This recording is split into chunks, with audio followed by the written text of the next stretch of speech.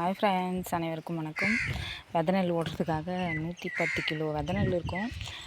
சிப்பமாக இதில் போட்டு பாரலில் போட்டு ஊற வச்சுருக்காங்க. சாயந்தரம் எடுத்து வெளியே வச்சுருவாங்க.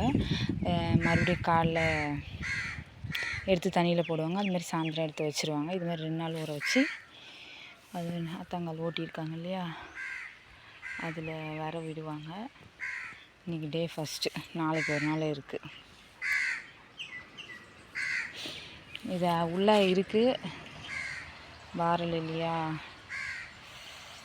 அதனால் அடியில் வரைக்கும் இருக்குது. ஓகே ஃப்ரெண்ட்ஸ், பாருங்கள், இந்த விதை நெல் எடுத்து கீழே வச்சாச்சு. பாருங்கள் நண்பர்களே, இது மறுபடியும் சாயந்தரம் வீட்டுக்கு போகும்போது தண்ணியில் எடுத்து போட்டுட்டு போகணும். மறுநாள் காலையில் எடுத்து வச்சிடணும் நண்பர்களே.